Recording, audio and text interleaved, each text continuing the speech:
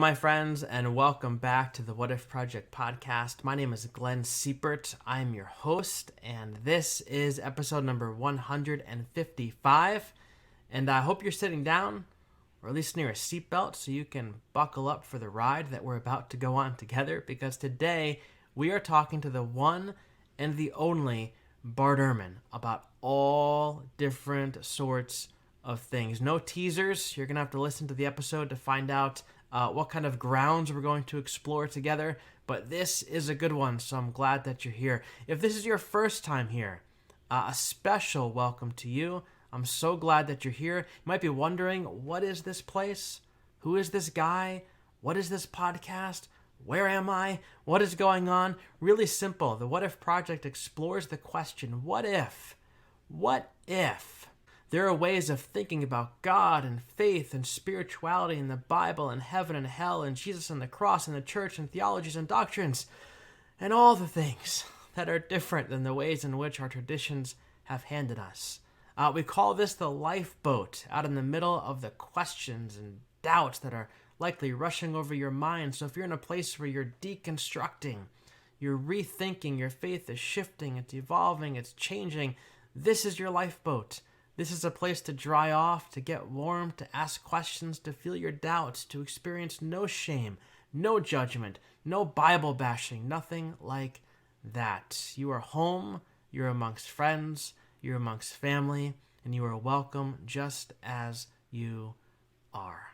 Special music today is from my friend Forrest Clay. If you haven't heard of Forrest, you're missing out. So head over to iTunes, head over to Spotify, search his name, download his music, and you'll be in for a treat. He's got a brand new album coming out soon.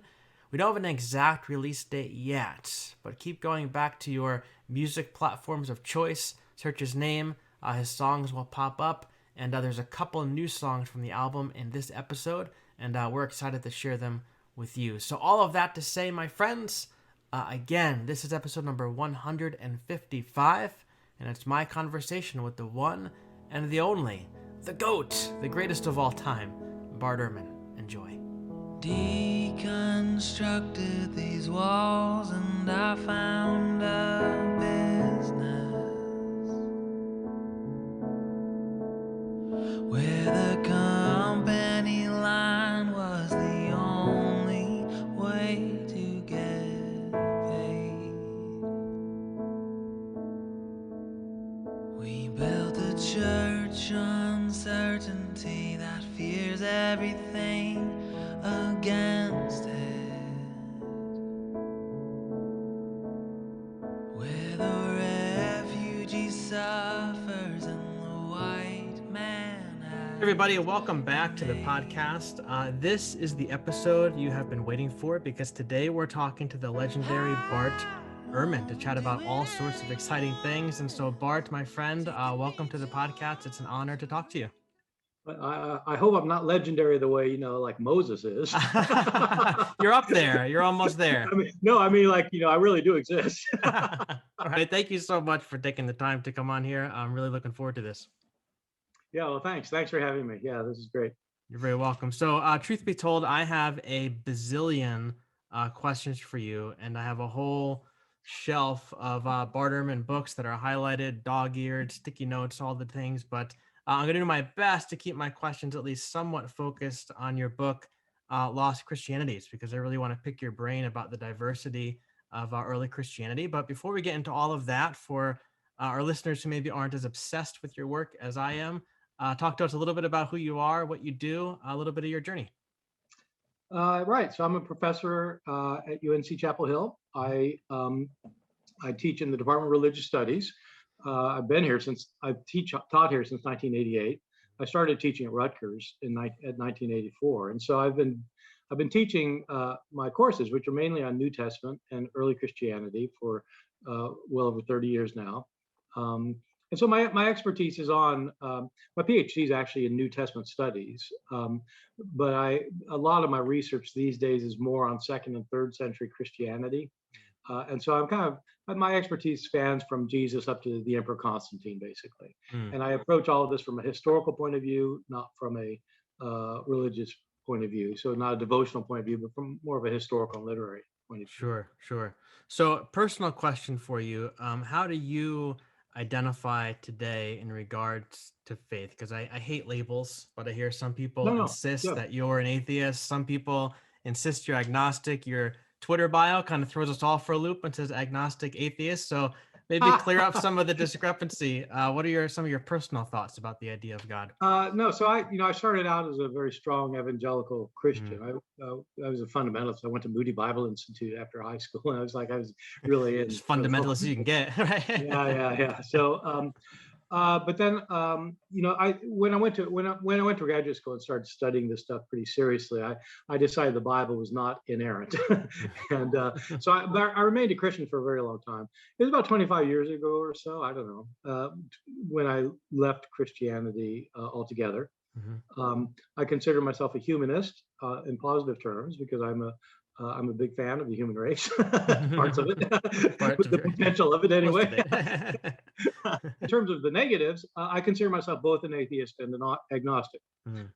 When I left the faith, I had the view that almost everybody seems to have, which is that those are two degrees of the same thing, right? That you Mhm. got some people are who don't believe in God, but they're too wimpy to say so, and so they Right. just call themselves agnostic to kind of cover the bases. And Right. people who are really arrogant who say, "I know there's no God," no, they're atheists. And so like that, and now I don't see it that way.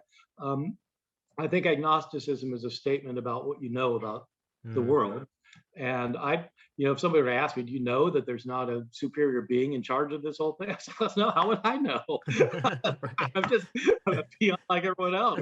But if you ask me, do I believe that there's a superior God, like somebody who's involved with this world? I say, no, absolutely not. I don't believe that. Yeah. So I think atheism is about belief and agnosticism is about knowledge. And I do try Mm. to keep those two things distinct. That makes sense. Was that a gradual move for you? Was it did it happen was it a quick decision for you? Was it something that happened over time? To leave the faith, you mean Yeah, to altogether? leave from evangelicalism to where you are No, now? no, it's a very long process because Gotcha. I had as a fundamentalist Christian, I was convinced that the Bible had no mistakes of any kind whatsoever, and I Yep. could reconcile anything. There's people can if they want to, and so Right. I could do that. I was pretty good at that. But Sure.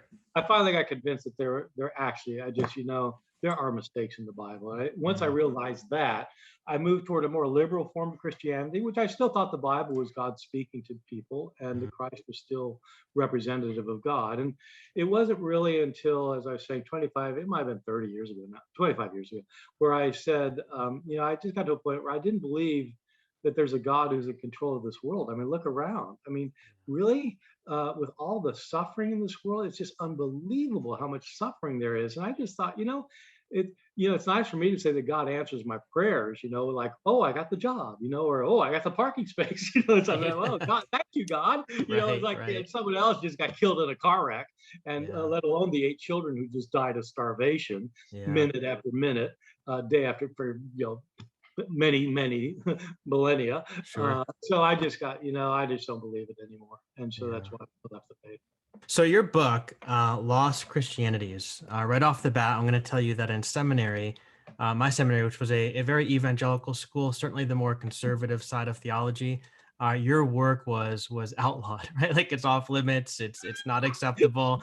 I was told to stay away from it. But once I began deconstructing, like rethinking my faith, kind of towards the end of my seminary career, I went out and, of course, did everything they told me not to do. And I started by buying a whole lot of your books and your textbooks, which are very expensive, but I found them cheap. I found them used, which is Uh, helpful. But yes, as I good. make my way through your books, what continues to fascinate me is the diversity that seems to have existed within early Christianity, the beliefs, the theology, the different texts, and your work really magnifies that. Because for me, that's like a totally new idea. When I picked up your book and I saw lost Christianities, plural, I immediately thought to myself, wait a minute, like there's more than one? I thought there's only one because I Yeah, was brought up, probably like you, evangelical, yeah, to think that, Orthodox Christianity was handed to Jesus in the manger. He then gave it to the apostles, the yeah, bishops, or the priests, or the pastors, and everybody else is wrong. And so yeah, yeah, yeah. maybe you could kick off the discussion and talk to us about like the glaring problems with thinking about history in that context and maybe a little bit about the diversity that existed back when this all began. Yeah. So no, it's I know that's definitely what I thought too. And in fact, it wasn't just that there was only one, there was an Orthodox Christianity. The Orthodox Christianity was my Christianity. Right. And so like if you were Roman Catholic, sorry, you're not a Christian, Don't mess with my Orthodox. Christianity, right? Mormons, oh my God, no, you're not a Christian. What are you thinking? And so like so it's, and I've known people who've said, uh, you cannot be saved unless you're baptized in my church, not my denomination, my church. Yes, right. Whoa, okay. My So, building right here. so the reality is that Christianity today is remarkably diverse. You get Roman Catholics and Greek Orthodox and Mormons, Jehovah's Witnesses and Presbyterians, and Episcopalians and Methodists. You get all this, and they believe very different things, and they have very different practices. But part of the point of this book, Lost Christianities, is that the wide diversity today pales in comparison with what it was in the second and third centuries, before we had creeds, or before you had like an organization of the church that was where you had leaders who were making sure everything was going the same way, and you're like. And even when they had the leaders making sure they were going the same way, they didn't go the same way. But at least they brought a lot of the diversity under control. And so the book is about how you have these different groups of early Christians, all of whom thought that they were true followers of Jesus, who thought that they had the truth, who had writings by apostles that showed they had the truth, and they were all at odds with each other. People claim Christians and people calling themselves Christian who said all sorts of things that today most Christians would say that ain't Christian. But we have people saying that there were two gods, like literally the Old Testament God was different from the New Testament God. Not just kind of different, but no, really a different God. That the New Testament God was to save you from the Old Testament God. Or people who said that there were 36 gods or 365 gods. Or people who would say Christ was God on earth. So since he was God, he wasn't really human. Or no, he was a human and he wasn't really God. Or people like just almost any doctrine you can think of, people had different views of, often contradictory views, and they all claim to be followers of Jesus. And so you say, well, why didn't they just read the New Testament and figure it out? Right. There wasn't right there in black Testament. and white, right? The New Testament emerged out of these conflicts. And so that's what my book is about, is how the New Testament emerged out of these conflicts so that people could say, yeah, this is what it means to be Christian. So if there's all these different branches, all these different camps in early Christianity, how did the Orthodox camp become the strongest one? Because even like for myself, I mean, when I started to start exploring things, I got some messages like in my Facebook Messenger from concerned, professors and fellow students that, you're straying from Orthodox Christianity was the big word that was thrown at me. So like, how did that become so strong? And all these other ones got pushed to the side. Yeah, well, it's a long story, and it's a complicated story. But so the deal is let me put it like, so the view that you outlined, that Jesus got this in the cradle and passed it on to his disciples and passed it down to the leaders of the churches. That view has been prominent for a very, very long time. It was most effectively set forth by the father of church history, Eusebius, in the early 4th century, who wrote a 10-volume book called The History of the Church, or sometimes called the Ecclesiastical History, where he explained that, look, Christianity's always been one thing. Jesus held it, apostles held it, the leaders of the churches held it. Every now and then, some person would come along and mess it up. They'd be arrogant, or they'd be sinful, or they'd be inspired by the devil. And they'd come up with some crazy idea, and they'd get a bunch of followers, and they'd say they were the original form. But in fact, they were always an offshoot. They were a minor offshoot. And so orthodoxy was understood always to be, by Eusebius, to be primary, is first, and it was always the majority view. So that when Eusebius talks about these various heretical groups, the heretics are always secondary and corrupters of the truth, secondary corrupters of the truth.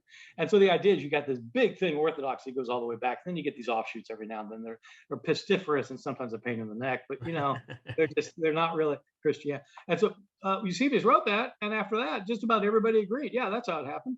And so it was that way until the early 20th century, when scholars started realizing that, in fact, every time you discover a new document from early Christianity, like a document that claims to be a Christian document, it has views that are not what you find in Orthodox Christianity.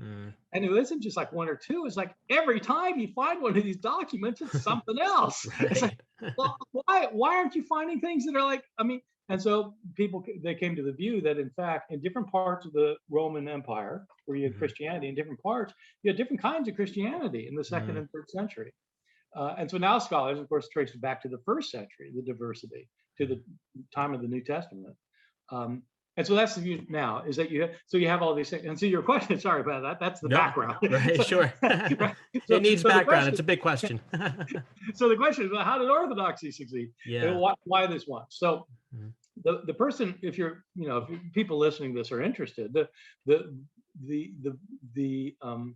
book that really made the big difference was written in 1934 by a guy named Walter Bauer, Bauer, and it was called Orthodoxy and Heresy in Earliest Christianity.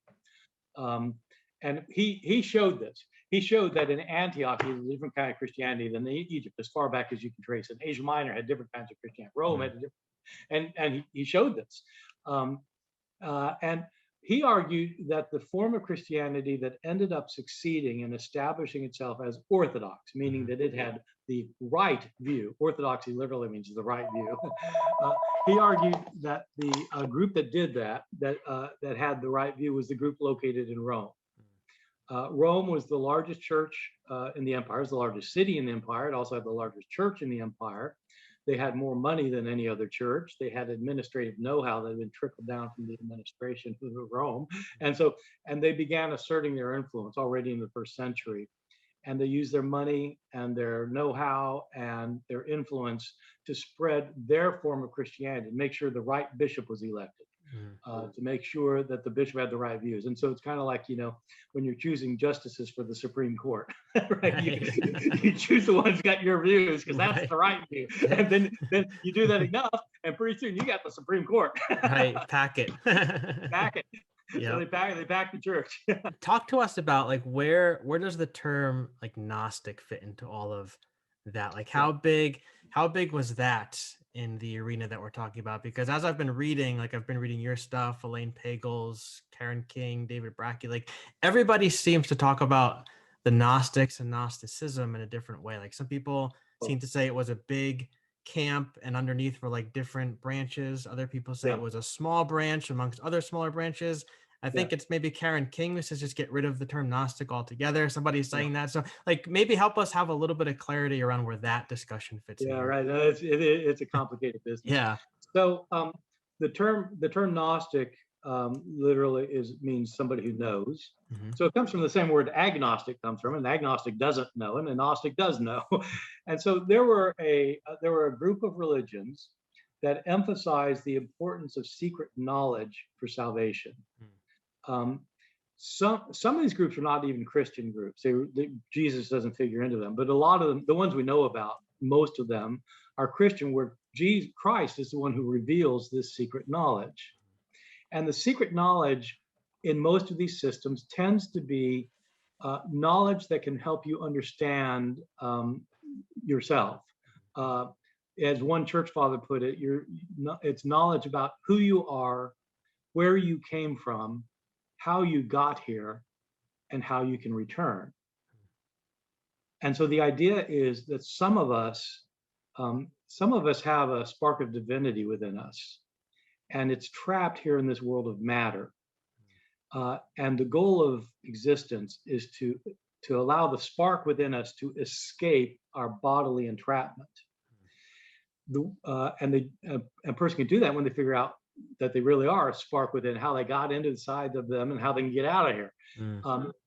Christ is the one who reveals the knowledge. These Gnostic groups, in order to explain how it happened, come up with a large set of myths that are describing how the world how the divine realm came into existence, how originally there's like one divine being, but it has emanations that come off of him, and then they become their own divine beings, and you have a bunch of divine beings, and this world is a catastrophe because it's created by an evil divine being, and not by the God of, not the good God of the Old Testament. The Old Testament is actually an evil divinity, or an ignorant divinity.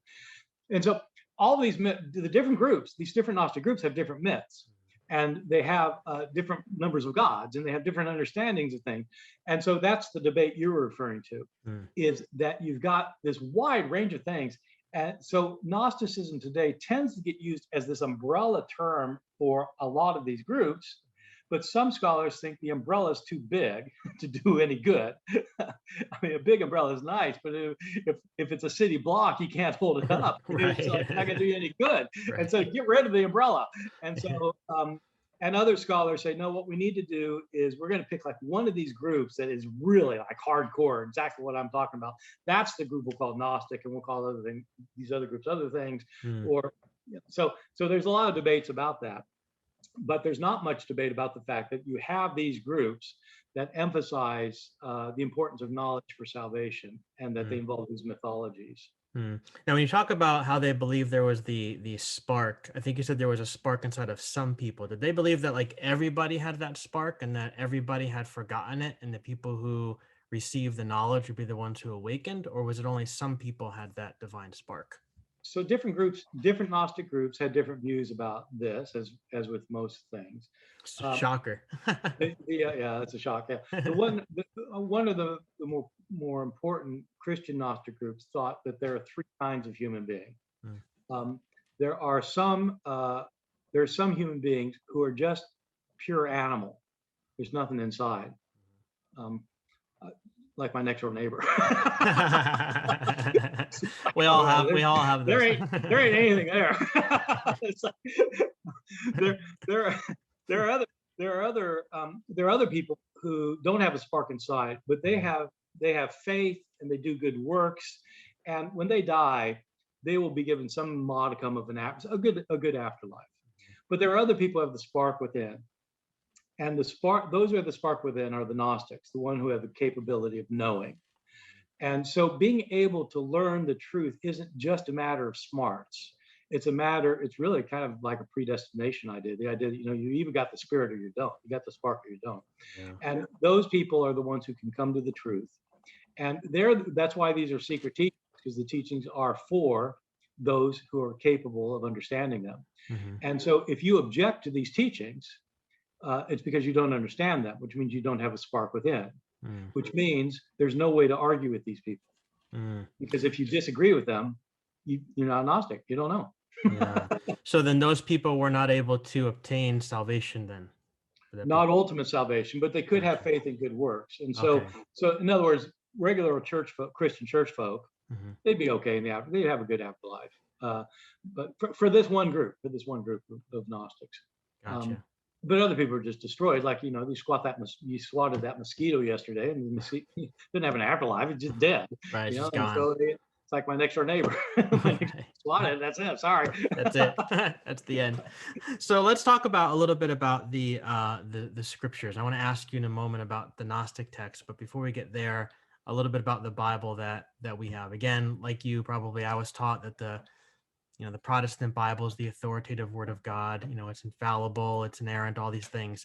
And in my journey of discovery, like you had said earlier, like I discovered that the Bible wasn't just dropped out of the clouds. It didn't just come from the hand of God, but it went through this very complicated process of a lot of different people, a lot of different opinions, power, politics, all the different things.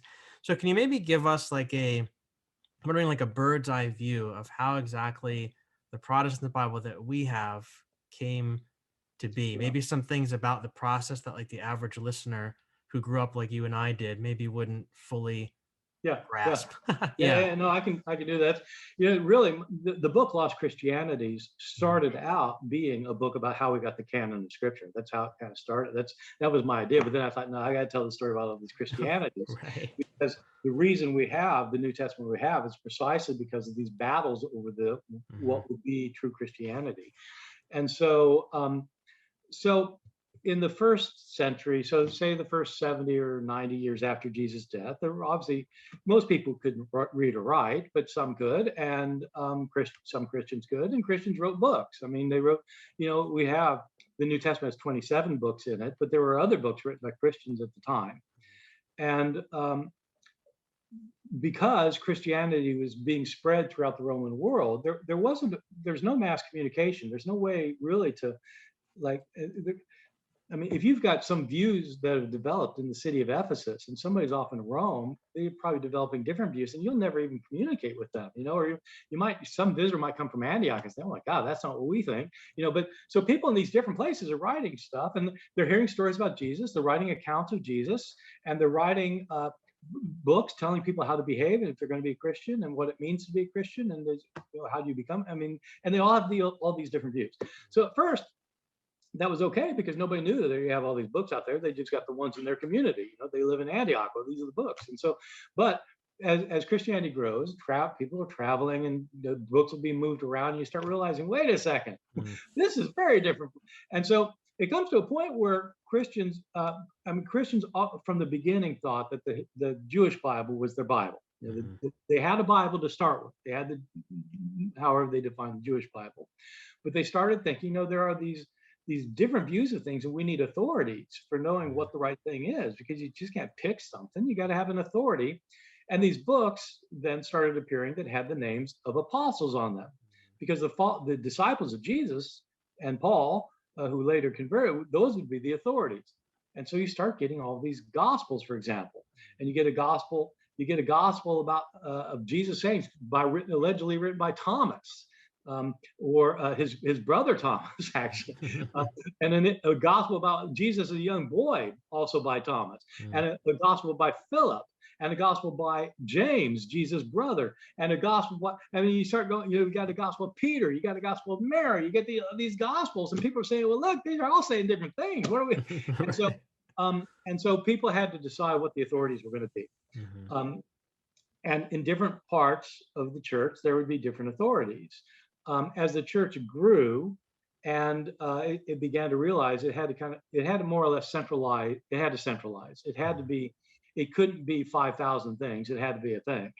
And so unlike all the other religions in the ancient world, including Judaism, Christianity developed the idea that it was a worldwide phenomenon.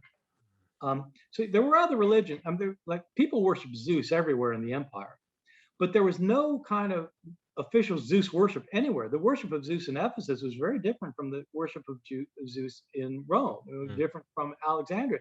And they didn't try to coordinate it because they had no reason to. But the Christians insisted that you had to believe the right things or you won't be saved. There were no religions that thought that before Christianity. It was never about belief. But with Christianity, it's about believing that Christ is the Son of God, that he was raised from the dead, and that, you have these beliefs and you've got to get the right ones. So people then had arguments about which books were the inspired scriptures. And while they were having those arguments, they were arguing about what the right things to believe are. And different groups had more power than others. And eventually one of the groups took over and they're the ones who ended up deciding. So just quickly, in terms of a timeline, the first instance that we have anybody who lists Matthew, Mark, Luke, and John as the four gospels is a church father named Irenaeus, who's writing in the year 185. So it's 100 years after these things were in circulation. And even then, there are lots of other people who disagreed with him. The first time anyone came up with our list of 27 books, the first time on record, is in the writings of a church father named Athanasius, the bishop of Alexandria, Egypt. Is a letter that he wrote to his churches under his jurisdiction in the year 367. Wow. That's the first time anybody listened to our books. It's the books that because before that there were lists, but sometimes they'd leave things off, they add things in, and no, these are the 27. And even then it wasn't decided, but pretty soon there never was a church council that voted on it. Some people think it was decided at the Council of Nicaea in the year 325. No, they didn't even talk about it there. And it wasn't decided in any kind of worldwide church council. the first time the Worldwide Council talked about which books were definitely scripture was in the 16th century. Wow. Yeah. That's not at all what I was taught. It's not what we were taught. No, not even a little bit. It's in the history books. I can tell you. I'm not making this one up. Yeah. So then how did, like, you think of the Gospel of Thomas, you mentioned that, right? And there's other, that's not really a Gnostic text, so to speak, but some say it is, but I don't know what you think. But like, what about like a text like that, even ones that aren't like super far out there, because there are some Gnostic texts that are really crazy, like you had said, but like what made that, like, those books unacceptable to be included in the canon? Like, why were those demonized, so to speak? So when the group that became Orthodox Mhm. was making its decision, so in my writings, I probably do this in Lost Christianities. I call the group that later became the right belief. I call them proto-Orthodox. Mhm. So Orthodoxy isn't like the only thing in town now, but it's like there's a group that believes it and holds to it. Mhm. The proto-Orthodox, when they were deciding which books are going to be in, is it going to be the Gospel of John? How about the Gospel of Thomas? How about Peter? They're deciding. They basically they don't ever articulate it quite like this, but basically they've got 4 criteria they're looking at. Mhm. And when you see their discussions, it's pretty clear. These are the 4 things that matter to them. A book had to be old by their standards. It had to be ancient. It couldn't be even if somebody wrote a really good gospel last week. I mean, even Dan Brown's Da Vinci Code. No, I'm sorry, it's not going to get in. It's not going to be there. It's got to be. Go all the way back. Yeah. It has to be written by. It has to be apostolically authorized. So it has to be written by one of Jesus' own apostles, or by somebody commissioned by one of Jesus' apostles. Mhm. So Matthew and John, they're disciples, they're in. Mark is Peter's buddy. Luke is Paul's buddy, they're in. And so they've got to be written by apostles. So they got to be ancient, they got to be apostolic. They have to be, scholars would call it Catholic, not in the sense of Roman Catholic, but the term Catholic means universal. What I mean by that is that they get used everywhere in Orthodox Christianity. So they're not just a local favorite. Mhm. They've got to have widespread approbation. And fourth, and I think most importantly, they've got to be Orthodox. They've got to toe the theological line. And if they're teaching things that we don't agree with, then it's not scripture. Right. And that was actually a criterion for deciding whether an apostle wrote it. Mm. If a book disagrees with my theology, then obviously it was not written by an apostle, because the apostle could possibly be. And so a book like the Gospel of Peter was excluded because Peter could not have written this. Yeah. Or Thomas could not have written this. Yeah, that gets a little hairy then for the second one you talked about, it being written by an apostle, with like some of the letters attributed to Paul, right? Because like I mean, for a while, I guess it was assumed that they were written by Paul, but now, correct me if I'm wrong, but I think a lot of more serious scholars would say like 1st and 2nd Timothy, for instance, is probably not written by him, even though it has his name on it. Yeah. So a later book, I deal with that a little bit in Lost Christianities. A later book I wrote was called Forged. Mm-hmm. And it's about that phenomenon, about people writing books. It's mainly about early Christian books, writing books claiming to be Peter when you're not Peter. Right. You write a gospel and claim to be Peter, you're not Peter. And so what I argue in my book actually is contrary to what a lot of people think. A lot of people think that was an acceptable practice in the ancient world, and there weren't copyright laws, and it wasn't illegal. And so people, they have no problem with doing that. And like if I went and wrote a book and said, I'm Bart Ehrman and I'm writing this book. Yeah. Well, people say, oh, look, there's no copyright. So if you want to claim to be Paul, that's fine. Right. You're just saying that you represent Paul's views. That's okay. Yeah. Well, what about somebody else who represents the opposite views and writes a book claiming to be Paul? Do they think that's all right? Right. So in my book, I wrote a very big book about this, a scholarly book that I'm not recommending to anybody. That's over 600 pages, where I show that actually in the ancient world it was not that way. They obviously didn't call these things forgeries because they weren't speaking in English, but the Greek words they used for these words were pretty nasty. They call books like that. They call lies pseudo, or they call them bastards. With the connotation of bastard, illegitimate children with the negative connotation, because they don't really belong to the beloved's parent. Yeah. And so they said nasty things, and nobody approved of it. And so but you get that in the New Testament is the issue. So you get 6 letters of Paul that scholars have long thought probably 6 of the 13 probably were not written by Paul. First and Second Timothy, as you mentioned, but all other books in the New Testament, First and Second Peter, almost certain they weren't written by Peter, and so my book tries to show that. So it was a phenomenon, not just among the Gnostics, but also among the proto-Orthodox. Yeah, I think I mean, that was a huge thing for me because once I realized that like a lot of the things that I thought Paul said, that were so important, once I realized that, oh, maybe Paul didn't say it, but maybe even one of his followers did, but maybe they were trying to, lessen some of this stuff that Paul had said about like the inclusivity of, God's kingdom and things like that. Like maybe it just changed everything for me once I realized that Paul didn't necessarily say all these things about women, all these things Well, no, about, it's a big deal. I mean, with yeah. the women thing, I mean, the idea that women have to be silent and be submissive to their husbands and don't ask at home, don't talk in church. That's Right. First Timothy, which Paul didn't write. Yeah, so changes the game. So last question for you. A lot of our listeners came out of the same background as we did. Many have commented on your work and have talked about how it's like a rabbit hole of information, and it can just feel very overwhelming, I think, once you realize how kind of narrow of a view you were given of church history and Christianity and the Bible, things like that. So my question is, what advice do you have for the person out there who really wants to dig into this stuff? They have a whole bunch of sources kind of at their fingertips, but don't really know exactly where to start. What's your advice for that person? Is this person I'm thinking of now, is this somebody who's still a person of faith, or is this somebody who's left the faith, or is it both? Yeah, I would say they're still in the faith, like our listeners. So a lot of them Yeah, are still they're hanging on to their faith. yeah, They're not yeah, sure what they believe, but they yeah. realize that I was handed something that's not really true.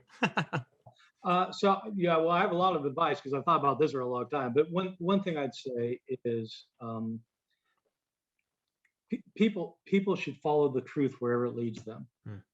and you should not be afraid of the truth. I mean, when I was doing this, when I was going through this transition, it was a very long, painful transition. It was for me, it was emotionally very painful because my whole life was wrapped up in my faith and my relationships and my ideas and my thoughts and my ideology, my worldview is all like wrapped up. And so like to leave, it was like, oh my God, what's going to happen now? Yeah. And so, but I was comforted by a thought that I don't know if it goes back to Augustine, but Augustine says it at some point that if something is true, it comes from God. Yeah. I mean, all truth is God's truth. And Hmm. so like if if you believe something that's true, you're not opposing God here, I mean, because it's true.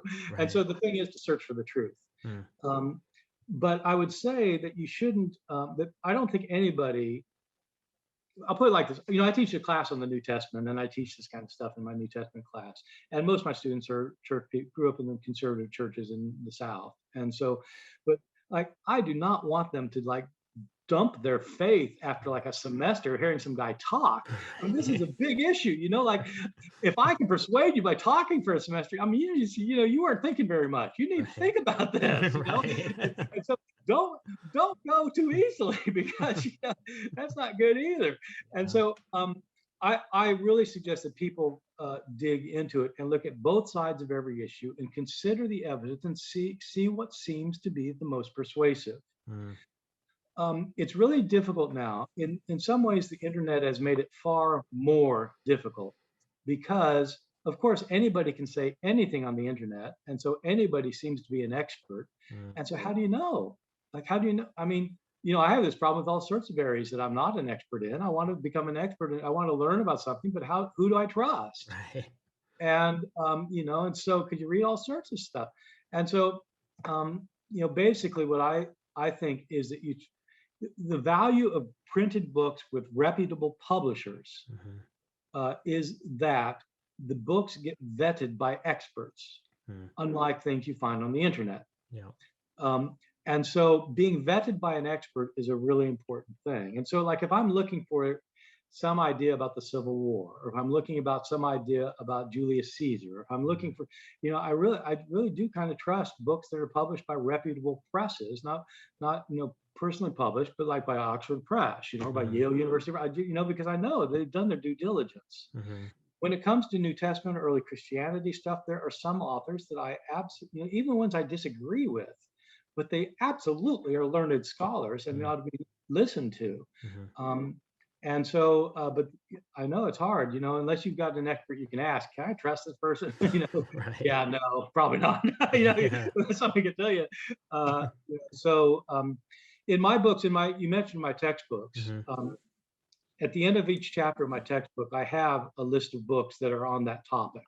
Mm-hmm. And I don't always pick books that agree with me, but it's an annotated list. So if somebody's interested in the historical Jesus, Mm-hmm. I give a list of books by reputable scholars. Nobody that, I don't put fundamentalists on there, but I do sometimes put evangelical scholars who are very bright and have views different from mine. But that way, but you got to have some reputable source to tell you what to read, I think. Yeah, I think that's wise advice, because I think taking it to Google, like to your point, it just brings up so much stuff and you don't know. That's where the rabbit hole, I think, really begins, because it's like, oh my goodness, there's so many things that I just got bombarded with. Where do I go? So I think Well, to your point, I think starting with a book with a reputable publishing house yeah. is a wise thing. The problem really is most obviously springs at the two extremes within research into early Christianity. On the one hand, are fundamentalists who just, they'll read some fundamentalist website that'll just be using apologetics that is actually, like, this is not a smart argument. I'm sorry, this is not a smart argument. And if you don't know enough, you just wouldn't realize any more than I would realize that, somebody saying something about quantum physics isn't a smart argument. How would I know? I don't know. Right. So, but the other end are the mythicists. I don't know if you'll talk about the mythicists on your podcast, but Not too much. Yeah.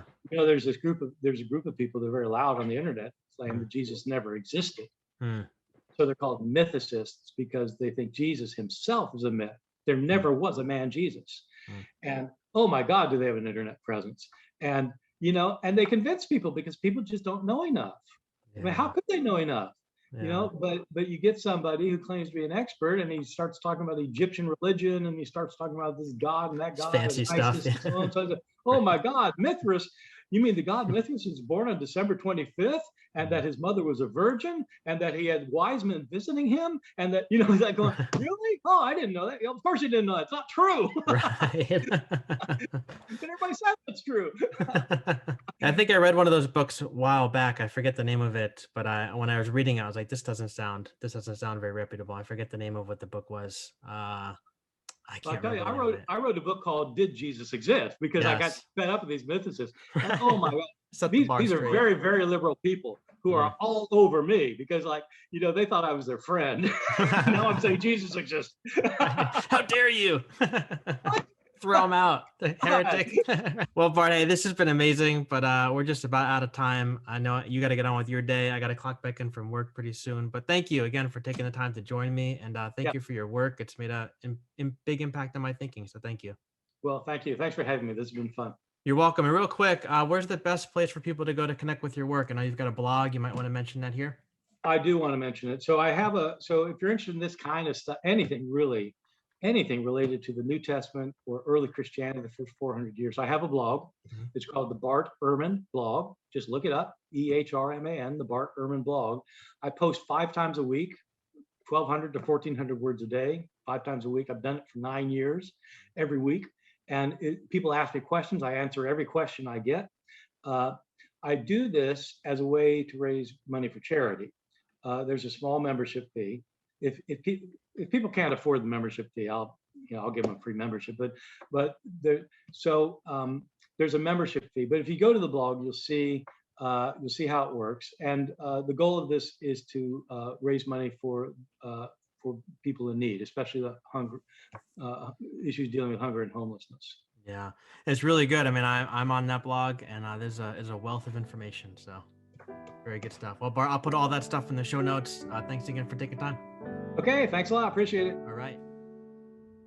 Does God have a face? Does he have a body or even a name? If he does he know that I'm alive? Is God even here? Does she care that I doubt? Does she care that I fear? Something tells me God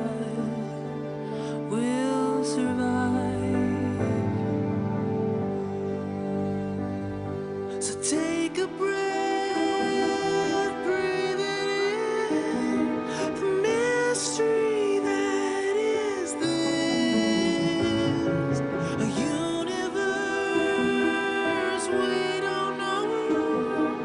I think the truth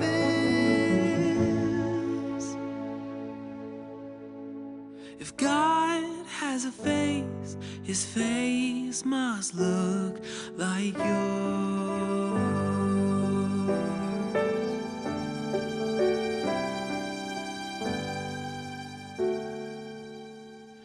Did God kill his kid? Did he have to have blood before he would forgive? Maybe we made a God that looks like us. Does God know my name? Is the ache in my soul just confined to my brain? Even so, does that mean it's not real? So take a breath, breathe it in, the mystery that is this, a universe we don't know, but I think the truth is,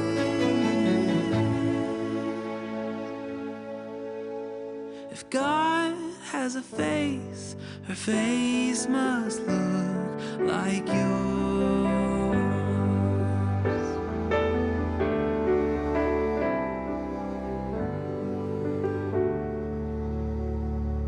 A face like a Tina, an Ahmed or Mildred, a Russ and his husband, Gus and their children. A face like a Kim, a Ted or Tyrone, a Lucy born with an extra chromosome, a Pablo with legs he can't move by himself, a girl born a Daniel who now is Danielle, a Bill H. and even white guy's name Todd.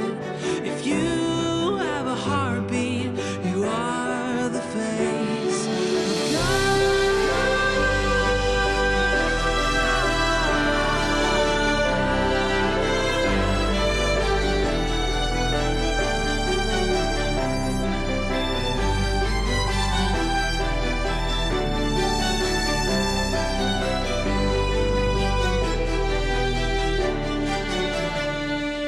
So take a breath.